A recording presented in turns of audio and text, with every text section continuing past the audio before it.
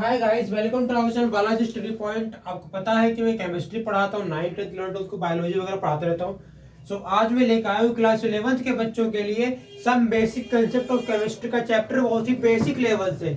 जो आप basic level की बात करते हो ना, तो बेसिक लेवल से आज हम पढ़ने वाले हैं। क्यों बेसिक लेवल का आज हम समझने वाले हैं। तो आज हम पढ़ रहा हूँ बेसिक लेवल से कि होता क्या है। ठीक है, तो पहला टॉपिक है आपका स्टेट ऑफ मैटर। ठीक है, इसका मतलब क्या होता है? पदार्थ की अवस्था। इसमें पदार्थ क्या होता है? पदार्थ यानी मैटर का मतलब होता है उसकी फिजिकल स्ट्रक्चर हो, चाहे वो कोई उसका बॉडी हो या कोई उसकी स्टेट हो, हम कहते हैं मैटर। ठीक है, उसकी स्ट्रक्चर, शेप।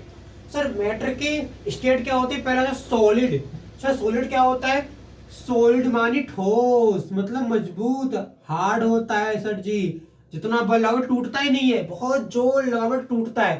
तो सॉलिड हमारा हार्ड होता है। प्लस पॉइंट क्या कहता है कि molecule are very closely arrange. Molecule के बीच जो अरेंजमेंट है पास पास है। और जब मोलिक्यूल बहुत पास पास होते हैं तो उनमें क्या लगती है? फोर्स। क्या लगती है? फोर्स।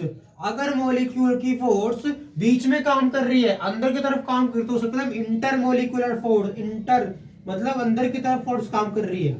अगर फोर्स काम कर रही है बाहर की तरफ तो कहते हैं इंट्रा। क्या कहते हैं? इंट्रा। मतलब कि फोर्स कहाँ काम करे? बाहर की तरफ। समझे? तो ये फोर्स का रूल है कि अगर सॉलिड में फोर्स स्ट्रॉन्ग है, क्योंकि अगर फोर्स अंदर की तरफ काम करे तो इंटर मोलिकुलर फोर्स स्ट्रॉन्ग है, बाहर तो इंट्रा। सर स्ट्रॉन्ग फोर्स का मतलब समझ के सर आइस क्या होती है? सर हार्ड होती है। लिक्विड क्या होता है? लिक्विड आपका वीक होता है सॉलिड से। क्यों? क्योंकि लिक्विड जो होता है वो आपका शेप जो घेरता है वो निश्चित नहीं होता। अगर लिक्विड फैलता है तो फैल के ऊपर फैल जाता है, वो रुकता नहीं है। इसके अलावा लिक्विड फॉर्म में होता है, लिक्विड होता है। ठीक है, अगर हम बात करें तो सर सॉलिड लिक्विड तो सिंपल है, कुछ नहीं है। सर गैस क्या होती है? गैस का मतलब क्या होता है? तो जी गैस का मतलब है gas are weak than solid and liquid. Gas आपकी वीक होती है सॉलिड और लिक्विड की तुलना में, तो गैस आपकी वीक। समझ गए? किससे? सॉलिड और लिक्विड से। क्योंकि अगर आप देखो तो गैस फैल जाता है। तो परफ्यूम, परफ्यूम में क्या होता है? परफ्यूम में महक फैलते तो क्या लोग क्या बोलते हैं? महक आ रहे थे, क्योंकि वो गैस फॉर्म में लूजली अरेंज मॉलिक्यूल, एक मॉलिक्यूल यहाँ पे, एक मॉलिक्यूल यहाँ पे, मतलब लूजली अरेंजमेंट। ठीक है, इसके अलावा अगर हम बात करें तो फिजिकल क्वांटिटी क्या होती है? फिजिकल क्वांटिटी क्या होती है बताइए? फिजिकल का मतलब क्या होता है? फिजिकल का मतलब क्या होता है? मतलब फिजिकल का मतलब सर जी अगर आप बात करो इंसान से तो इंसान की बॉडी फिजिकल हो सकती है। अगर आप बात करो किसी पदार्थ के लिए, नॉन लिविंग थिंग के तो शेप होता है ना। तो फिजिकल का मतलब क्या होता है?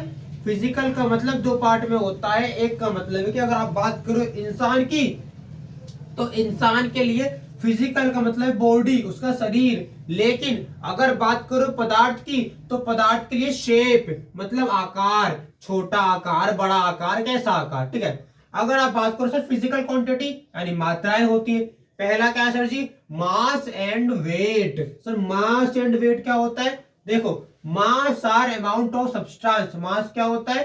Amount of substance. कोई पदार्थ कितनी अमाउंट में है, चाहे वो 1 ग्राम का हो, 2 ग्राम का हो, 3 ग्राम का हो, तो मास है। मास कैसे जी? पदार्थ की मात्रा।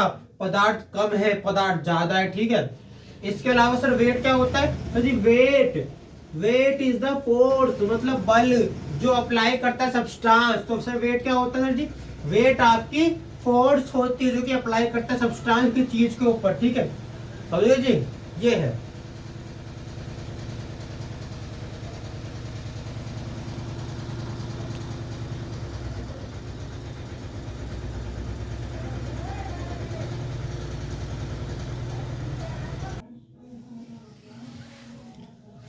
फिजिकल क्वांटिटी में आप पढ़ने वाले सर वॉल्यूम क्या होता है? वॉल्यूम क्या होती है?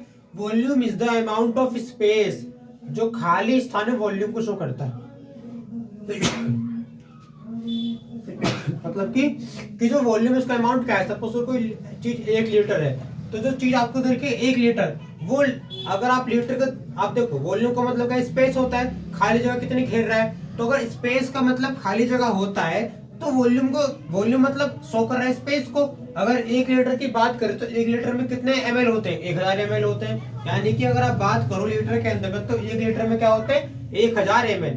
पर अगर आप बात करो सर इससे अलग हटकर कि 1 लीटर का ml के अलावा अगर हम बात करें 1 लीटर में 1000 सेंटीमीटर क्यूब होता है, क्योंकि हमारे 100 का मल्टीप्लाई 10 से करने वाले लीटर के बराबर बैठता है। इसलिए क्या होता है कि सर जी, इसलिए आप बोलते हो कि 1 लीटर में आपका 100 ml होता है, और यही सेंटीमीटर की वैल्यू 1000 सेंटीमीटर क्यूब में आती है, यानी 1000 ml 1000 सेंटीमीटर क्यूब होता है, और डेसीमीटर में एक डेसीमीटर के बराबर होता है। यानी कि अगर आप ये देखो, कुल मिला के वॉल्यूम एक स्पेस का अमाउंट है, ठीक है। लीटर में देखो तो 1000 ml होगा, 1000 सेंटीमीटर क्यूब होगा, और डेसीमीटर क्यूब होगा, ठीक है, डीएम क्यूब होगा। अगर आप बात करें टेम्परेचर क्या होता है, टेम्परेचर क्या होता है sir, measure the amount of heat, ये हीट के अमाउंट को देखता है, तो ये कितनी हीट पैदा हो रही है, तो कितने हीट को मेजर कौन करता है, टेम्परेचर। तो ये क्या करता है, अमाउंट ऑफ हीट को मेजर करता है। जैसे कि अगर आप देखो फॉर्मूला क्या होता है, F बराबर 9/5 इंटू ब्रैकेट में सेंटीग्रेड प्लस 32, फॉर्मूला है इसका। तो ये क्वेश्चन और आगे क्या टॉपिक वो समझते हैं, नहीं ना। डेंसिटी क्या होती है, डेंसिटी का मतलब मास बट्टे वॉल्यूम, यानी डेंसिटी का मतलब है मास और वॉल्यूम का रेशियो आपका डेंसिटी होता है। अगर आप सर ये बोल लो कि मास अपॉन वॉल्यूम का रेशियो डेंसिटी होता है, तो इसका मतलब ये कि मास मतलब केजी भार, ठीक है, मास मतलब केजी भार, वॉल्यूम मतलब आयतन, ठीक है, क्यूब में, तो केजी बट्टे मीटर क्यूब, तो केजी पर मीटर क्यूब हो जाएगा, ठीक है। और ये जो मीटर क्यूब है ये पॉजिटिव है, ऊपर से नेगेटिव हो जाएगा, तो केजी पर मीटर क्यूब माइनस हो जाएगा, ठीक है। अब एक आपका एक और चीज है जिसे हम पढ़ने वाले आगे, law of conservation mass. Sir इसका मतलब क्या होता है, आपको मास को कंजर्व करना है, इसका मतलब क्या होता है sir ji, law of conservation of mass. इसका मतलब क्या होता है समझना, कि mass are always constant, mass कभी चेंज नहीं होता, यानी कि during the time of chemical reaction के टाइम मास चेंज नहीं होता। तो law of conservation of mass के according mass are always constant, mass हमेशा कांस्टेंट रहता है, कब, ड्यूरिंग द केमिकल चेंज, किसी केमिकल चेंज में। सपोज करो मेरे पास 4 केमिकल स्पीशीज है, A प्लस बी बराबर C प्लस डी, जहां ए बी की वैल्यू 2 और 5 है, सी डी की 5 और 2 है। कुल मिला के अंतर ये कि यहाँ पे 2 और 5, यहाँ 2 पहले 5 बाद में, यहाँ 5 पहले 2 बाद में। तो अगर मैं इनका ऐड करूं तो A और B कितना है, 7 ग्राम, 2 और 5 7 ग्राम ही हो गया, CO2 7 ग्राम, दोनों की मात्रा 7 ग्राम है, यानी कि मात्रा चेंज नहीं होती। केमिकल रिएक्शन का टाइम, कंजर्वेशन ऑफ मास का लॉ कहता है कि मास हमेशा कांस्टेंट होता है केमिकल चेंज के टाइम। सर केमिकल चेंज क्या होता है, जब ये रिएक्टेंट ए और बी सी डी का फॉर्मेशन करता है, तो ए बी का सी डी के फॉर्मेशन का टाइम बैलेंस होता है। क्या, केमिकल चेंज में क्वांटिटी बैलेंस होती है। सर क्वांटिटी कैसे बैलेंस होती है, सर रिएक्टेंट दे रहा, प्रोडक्ट दे रहा, 2 5 5 2 7 ग्राम सेम, ठीक है। देखा, अच्छी वीडियो बेसिक लेवल से बनाई गई है, आगे आप पढ़ोगे डेफिनेट पोर्शन के बारे में, है ना, सब बताऊंगा। मिलते हैं नेक्स्ट वीडियो में, ठीक है। तो like and subscribe my channel, है ना, मिलेंगे नेक्स्ट वीडियो में आपसे।